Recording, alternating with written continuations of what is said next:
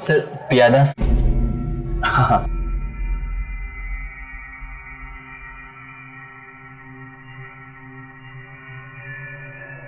Thank you sir.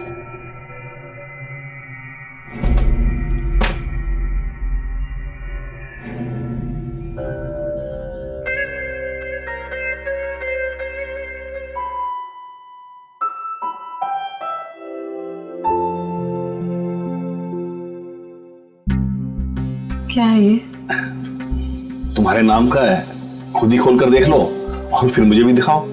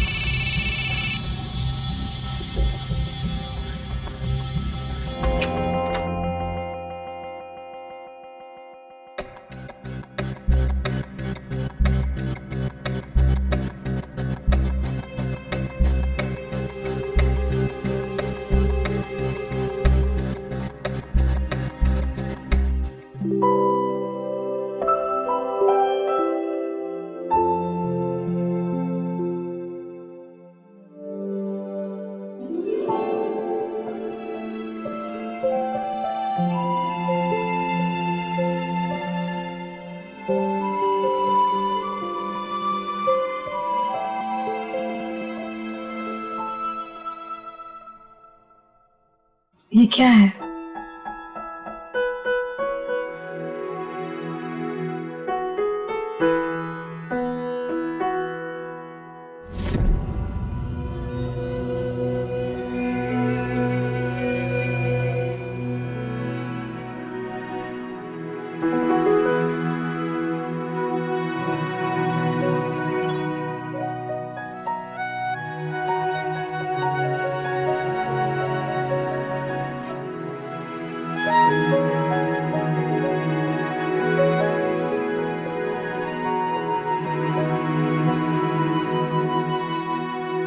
ये क्या कर रहे हैं आप? मुझसे शादी करोगी प्रिया? मुझे पता है कि ये सुनकर तुम्हें अटपटा जरूर लगेगा। मुझे नहीं लगा था कि इतने कम दिनों में मैं तुम्हारे इतने करीब आ जाऊंगा।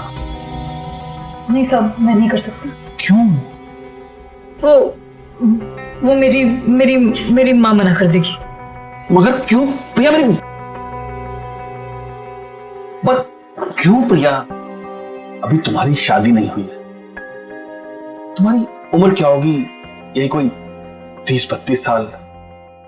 देखो, वैसे ये पूछना या कहना अच्छा तो नहीं लगता, लेकिन प्रिया तुम किसके साथ शादी करोगी? तुम्हें तो अब कोई तुम्हारे जैसा ही मिलेगा, झुग्गी झोपड़ी में रहने वाला, घर पे काम करने वाला।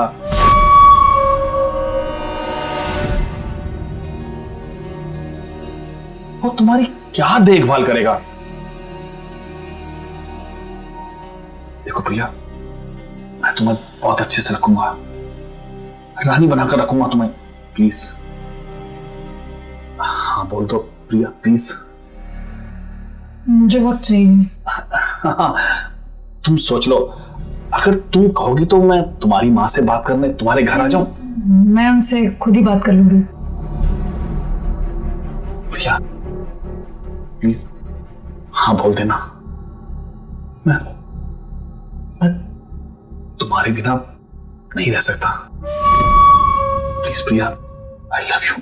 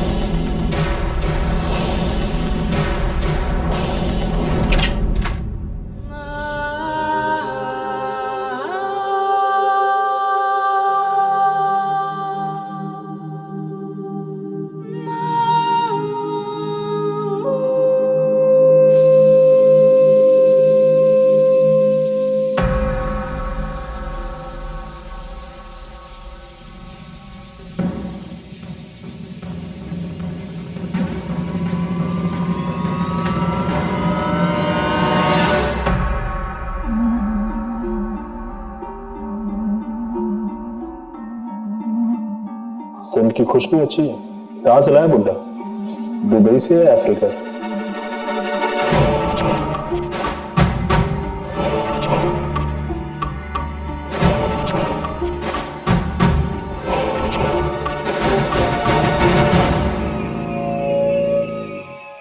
क्या हुआ?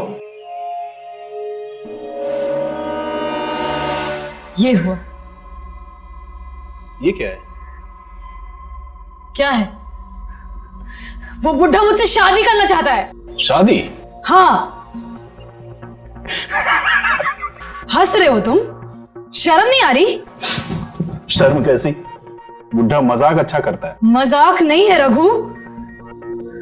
कह रहा था मेरे बिना जी नहीं सकता है। और ये देखो, देखो, उसने मंगलसूत्र भी पहनाया है मुझे। वो सचमुच शादी करना चाहता है रघु।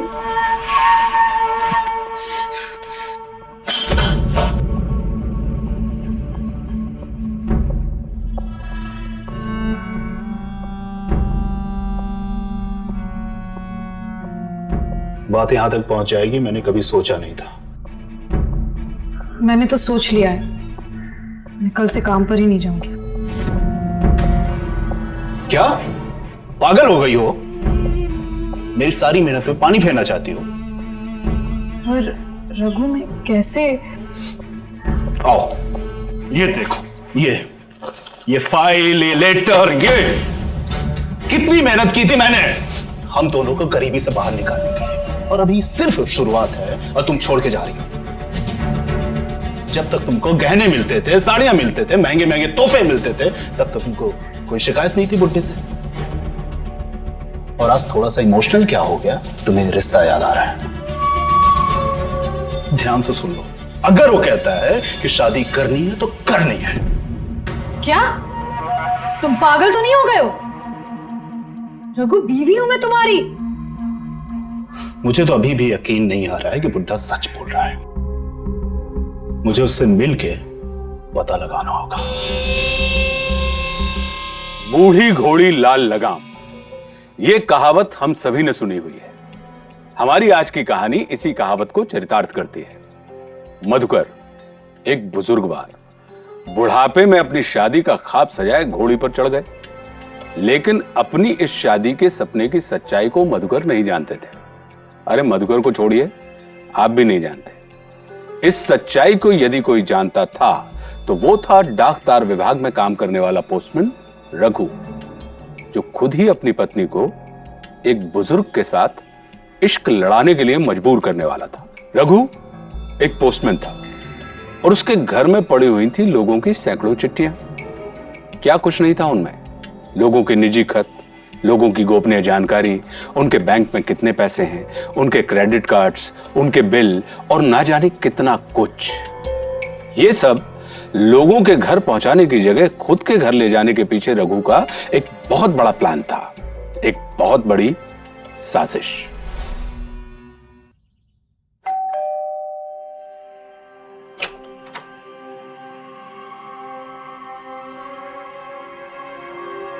प्रिया, प्रिया,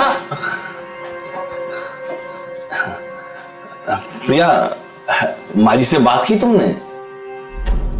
क्या कहा उन्होंने? अगर तुम कहो तो मैं खुद आ जाऊं माता जी से बात करने। नहीं नहीं नहीं, माँ ने कहा कि उन्हें सोचने के लिए टाइम चाहिए।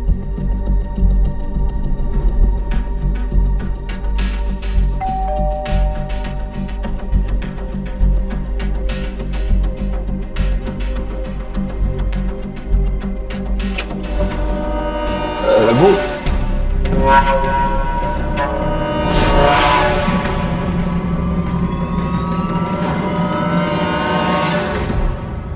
ये तो ठीक है, एक मिनट अंदर आओ ना। अरे मुझे तुमसे कुछ जरूरी बात करनी है। आओ। क्या बात करनी है? आओ तो सही। आओ आओ, बैठो बैठो बैठो। रघु, ये बात देख मैं सबसे तो नहीं कह सकता, इसलिए तुमसे कह रहा हूं। मुझे तुम्हारी मदद चाहिए। कैसी मदद सर? तुम प्रिया की माताजी से मुझे मिलवाओगे? मुझे कुछ जरूरी बात करनी है उनसे। पानी मिलेगा? हाँ हाँ, क्यों नहीं मैम। प्रिया, हाँ अरे पानी लेकर आओ ना।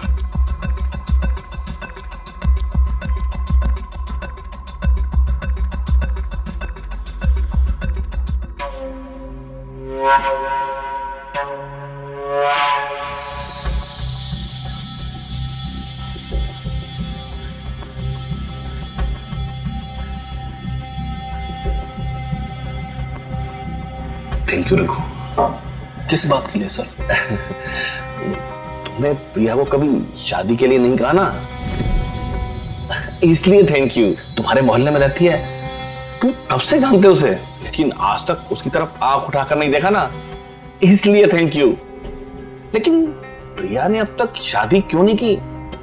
खैर कुछ भी हो, मैं बहुत खुश हूं। रघु, मैं प्रिया से शादी करना चाहता हूं। मैं तुमसे कुछ छुपाऊंगा नहीं। 2 हार्ट अटैक मुझे पहले भी आ चुके हैं। बस अब तक फिर भी जिंदा हूं, इसमें कोई ना कोई वजह तो होगी ना जी।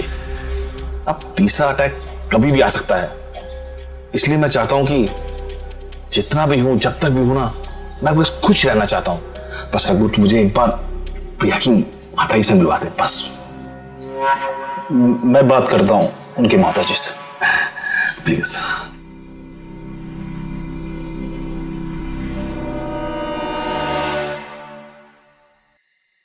ये बहुत गलत कर रहे हैं हम लोग। मैंने कब और क्या सही किया है? ये लोगों की चिट्ठियां लाता हूं, फिर इन्हें पढ़ता हूं, फिर इसमें से अपना फायदा ढूंढता हूं। मतलब हम दोनों का। कितनी मेहनत से उस मधुकर को मैंने ढूंढ निकाला था। आगे पीछे कोई नहीं है, बस थोड़ी सी संगत करनी है, पूरी जिंदगी आबाद हो सकती है हमारी। थोड़ी सी संगत? हाँ, अरे हम बिस्तर हुई हूं उसके साथ, कुछ समझ आता है? मेरे लिए आसान था क्या है सब? अपनी बीवी को रोज किसी के हाथ छोड़ के आना। खैर, जज्बाती नहीं बनते, रानी की तरह राज करोगे। हम दोनों के लिए हाँ बोल दो।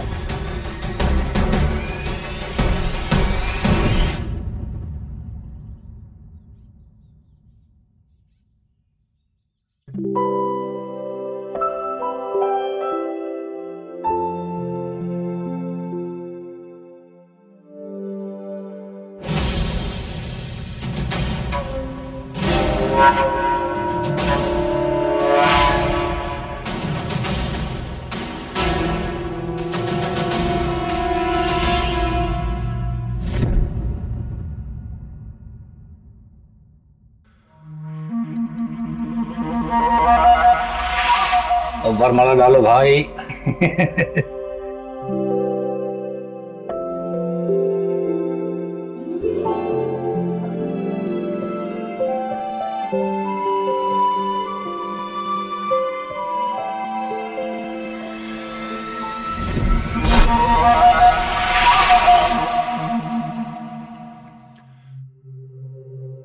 ये मेरे माता पिता की तस्वीर है।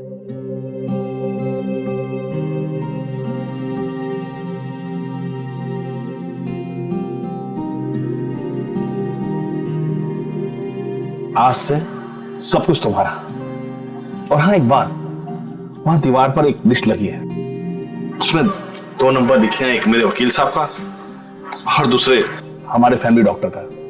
अगर मुझे कुछ तकलीफ हो जाए या सीने में दर्द हो जाए ना, तो इन्हें जरूर बता देना। आओ।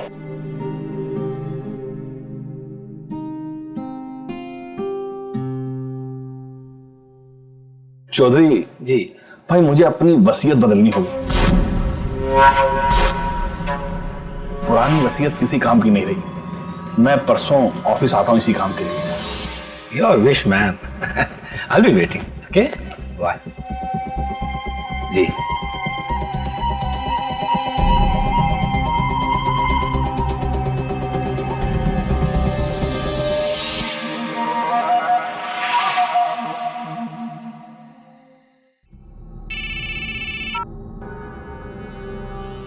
हाँ बोलो। अच्छा सुनो, कह रहे थे कि वकील साहब के पास से होकर आए हैं, वसीयत बदल दी इन्होंने।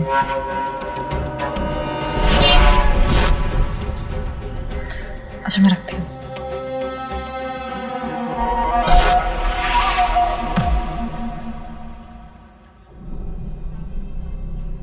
चेक कर रहा हूं, चेक करने दीजिए। हाँ सांस लो, अंदर सांस लीजिए लंबी लंबी। हाँ हाँ ठीक है, अब पलट जाइए।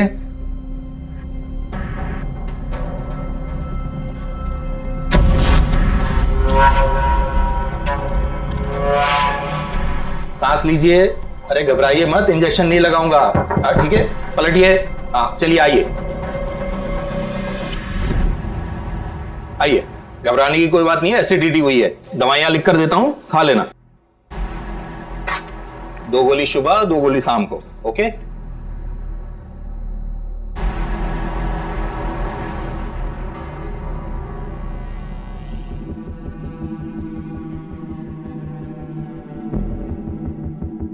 डॉक्टर साहब, कल सुबह 9 बजे आप नीचे लिखे पते पे पहुंच जाना। वहां जाके आपको एक डेथ सर्टिफिकेट इशू करना होगा। मौत की वजह हार्ट अटैक लिखनी होगी। अगर आप नहीं जाते तो शाम तक आपको पुलिस गिरफ्तार कर लेगी, क्योंकि अपने अस्पताल में आप गर्भजाल परीक्षण करते हैं और इलीगल अबॉर्शन के लिए मशहूर है ही आप।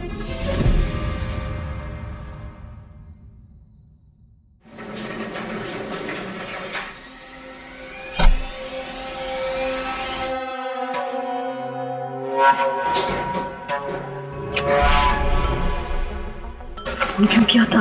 किधर बुड्ढा किधर है? अंदर है, सो रहे हैं। क्यों? अरे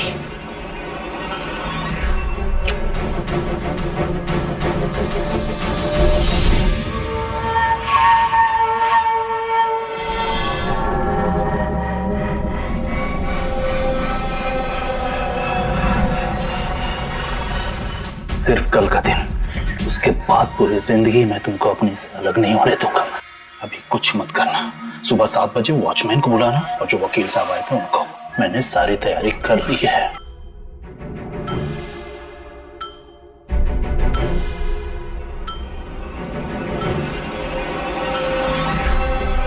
जैसे ही पता चला कि मधुकर ने अपनी सारी जायदाद प्रिया के नाम कर दी है, रघु ने मधुकर को अपने रास्ते से हटा दिया। महीनों पहले रचाया हुआ प्लान अब पूरा हो चुका था, लेकिन अपराध की बुनियाद पर बना हुआ प्लान कभी पूरा नहीं होता, क्योंकि एक बार आपने गुनाहों की सीढ़ी के पहले पायदान पर कदम रखा, आप उसी वक्त गुनहगार बन जाते हैं। खुद की आपराधिक सोच को फिर आप सही मानने लगते हैं। एक पाप से बचने के लिए कई सारे नए पाप करते जाते हैं। रघु के नसीब में भी वही सीढ़ी थी, वो कुछ और पायदान चढ़ने जा रहा था।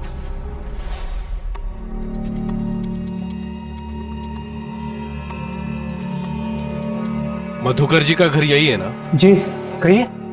मैं डॉक्टर नायर, सर्टिफिकेट के लिए बुलाया है मुझे। सर्टिफिकेट? जी।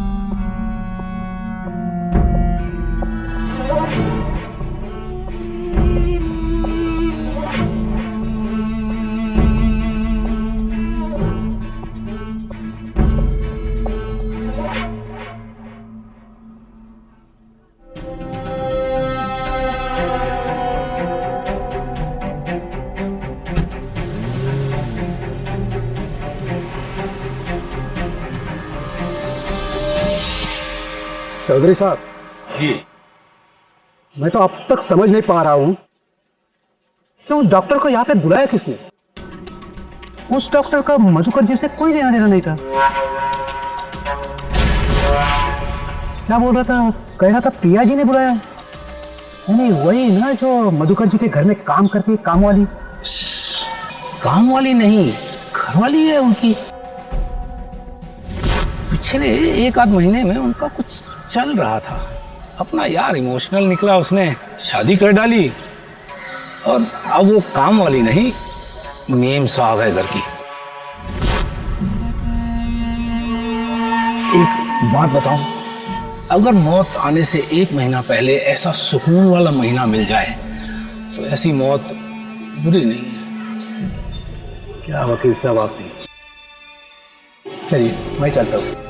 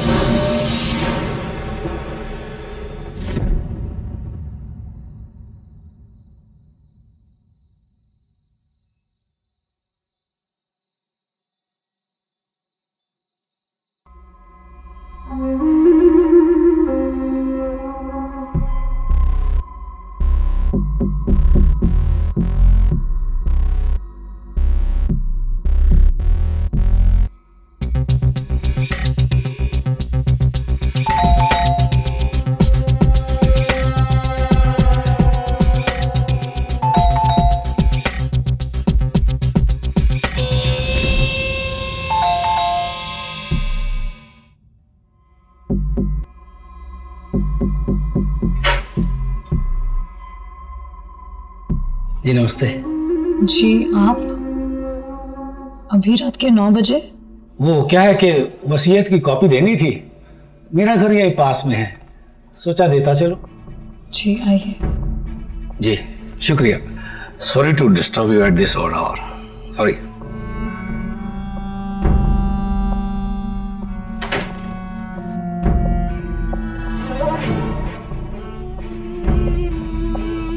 एक गिलास पानी मिलेगा?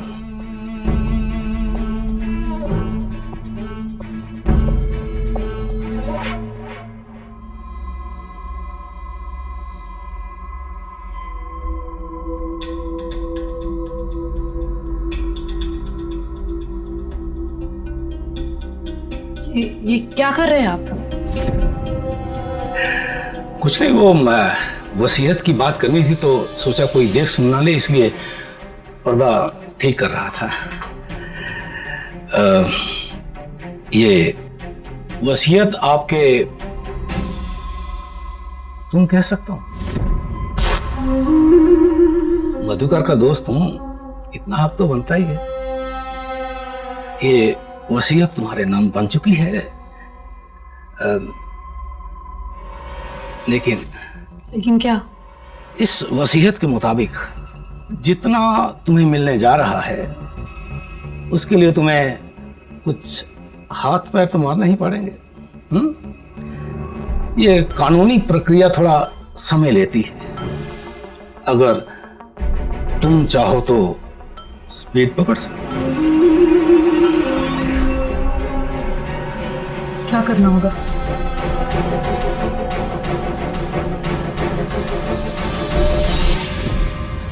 क्या हुआ? गला सूख गया आपका? नहीं, मधुकर के साथ जो तुम्हारे संबंध थे उसे मेरे साथ जारी रखिए। मधुकर का पैसा तुम रख लेना और उसके हिस्से की खुशियां मुझे रख लेने देना। क्या अनाप शनाप बक रहे हैं आप? हाँ, शर्म नहीं आती? वकील हूं, मुद्दे की बात करता हूं। निकल जाइए अभी इसी वक्त, निकलिए। आवाज नीचे। किसको नाटक करके इंप्रेस कर रही हो? हैं? तुमने उस बुढ़े के साथ प्रेम विवाह किया है। खासकर तुम्हारे जैसी लड़की जिसे ये मालूम हो कि बुढ़े के 2 हार्ट अटैक आ चुके हैं, उसके साथ तुम ये कहना चाह रही हो कि मेरा प्रेम था इसलिए विवाह हुआ। ये बात कुछ गले नहीं उतर रही। क्या कर रहे हैं आप? ये सवाल तो मैं भी तुमसे पूछ सकता हूं, तुम यहां क्या कर रहे हो? हैं? मैं तो यहां का वकील हूं, कभी भी आ सकता हूं, कभी भी जा सकता हूं, लेकिन तुम तुम तो पोस्टमैन हो, तुम्हारा इस घर में क्या काम है?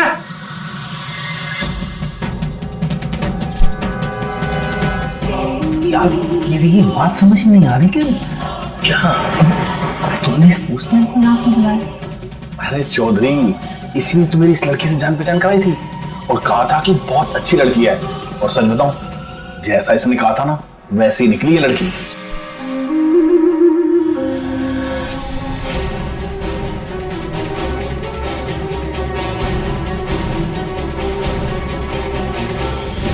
सब समझ में आ गया। क्या चाहिए आपको? आधा हिस्सा? डील कर रहे हो एक वकील से, ऐसा मेरे पास बहुत है। मुझे तो बस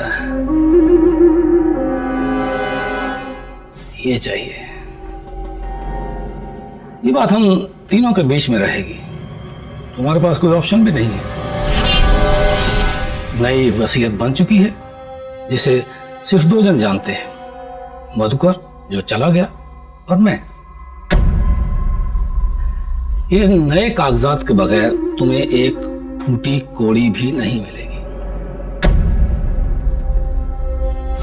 और वो नई वसीयत मेरी टेबल पर पड़ी सड़ती रहेगी। तो डील करें हम?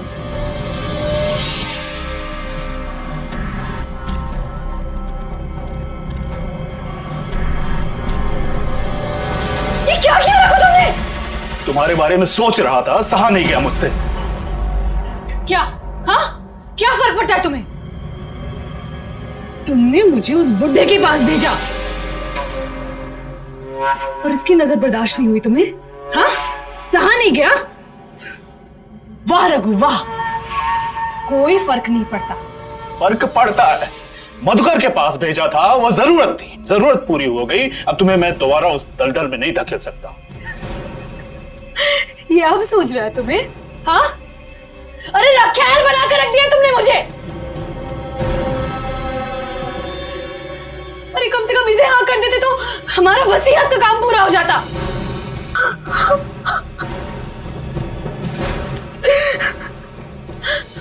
क्या करें, क्या करेंगे अब हम? जो शुरू किया है ना वो खत्म करेंगे।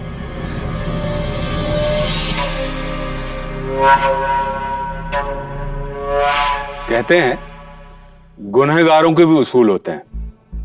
अपनी पत्नी को एक बुढ़े से शादी के लिए मजबूर करते हुए रघु को कोई तकलीफ नहीं हुई थी, क्योंकि मामला जायदाद का था। लेकिन जब वकील साहब ने प्रिया के बारे में अपने गलत इरादे बयान किए तो भाई साहब के अंदर अपनी पत्नी के लिए प्रेम जाग उठा। मैं मेरे पति का जीवन भर साथ दूंगी। प्रिया ने जब रघु से शादी की थी तब फेरे लेते हुए यह कसम खाई थी। तब प्रिया को यह नहीं पता था कि इस रास्ते पर 2-2 खून थे और बहुत बड़ा षड्यंत्र था, और इस रास्ते का आखिरी स्टेशन था बर्बादी, केवल विनाश।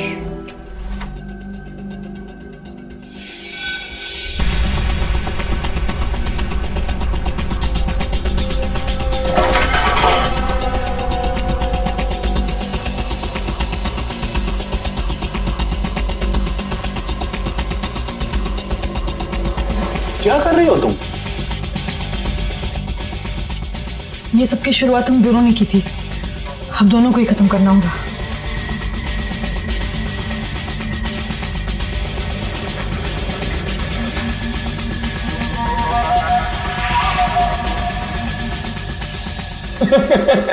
क्या प्रश्न साहब, पार्सल लाते हुए तो देखा है, लेकर जाते हुए कभी नहीं देखा। ये सर्विस अभी शुरू की है, 2-3 चक्कर आज लगाने होंगे। अभी ये बक्से लेके जा रहा हूं।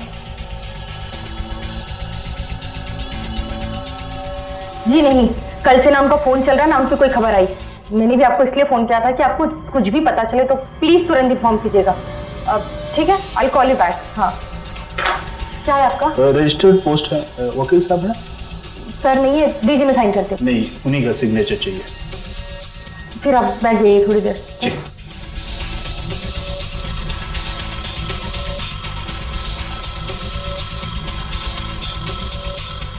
मैडम, वकील साहब ने 11 बजे मिलने बुलाया था। 1 मिनट। हाँ मैडम जी, अब तक उनको कुछ भी पता नहीं चला। वॉशरूम जा सकता हूँ? जैसे कुछ पता चलता है मैं आपको सामने से कॉल बैक करती हूँ। ओके ठीक है, all right, I call back. Madam मुझे वो वसीयत के पेपर्स लेने थे। आप बाद में आ सकती हैं प्लीज़। ज़रूरी है, आज ही चाहिए।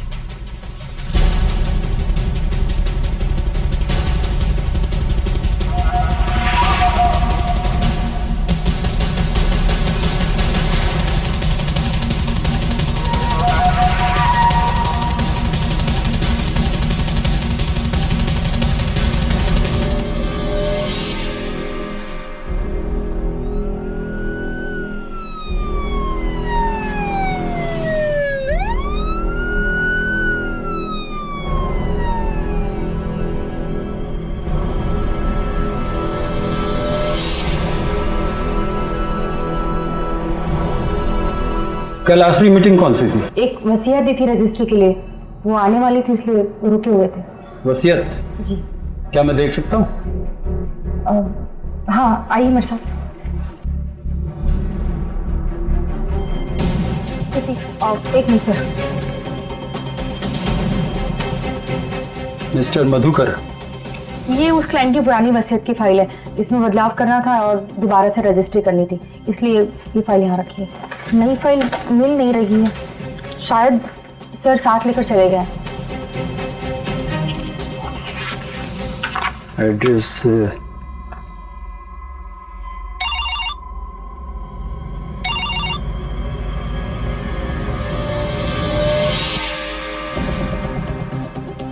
चलो।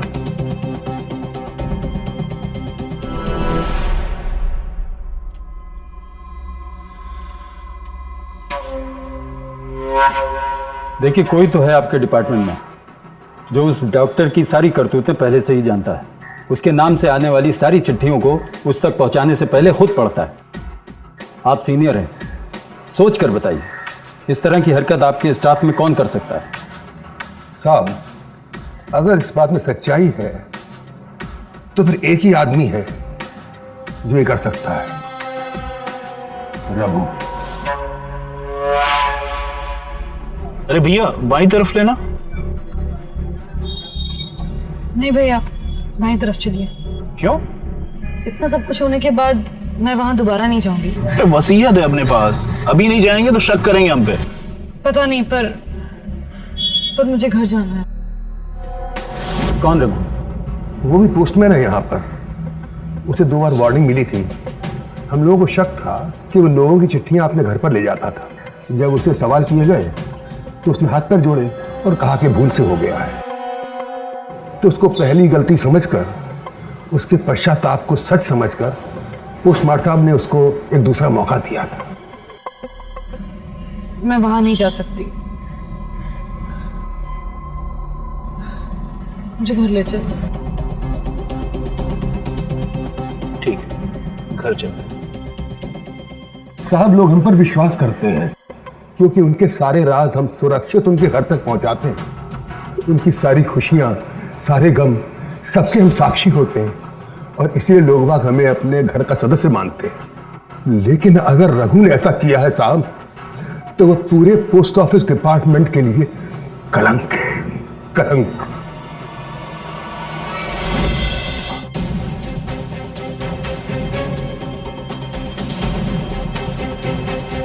कल रात ये साहब घर आए थे? रात में तो नहीं देखा, लेकिन कल सुबह आए थे जब साहब को लेकर गए थे।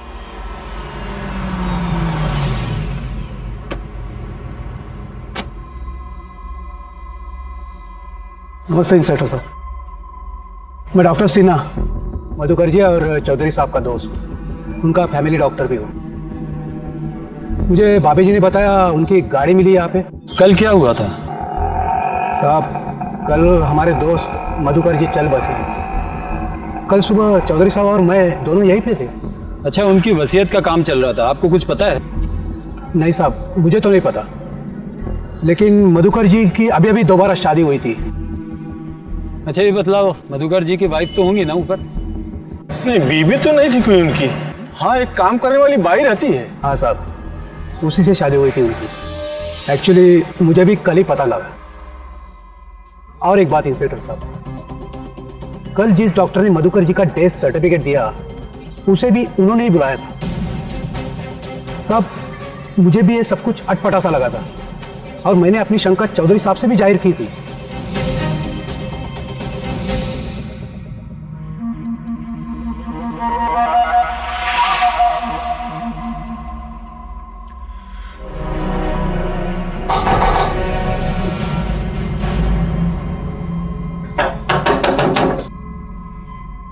देखो,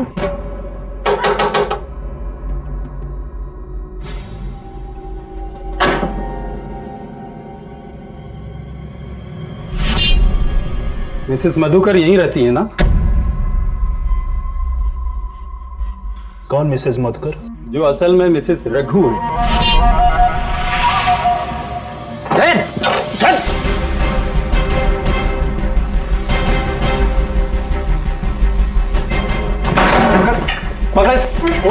ले चलो मैडम।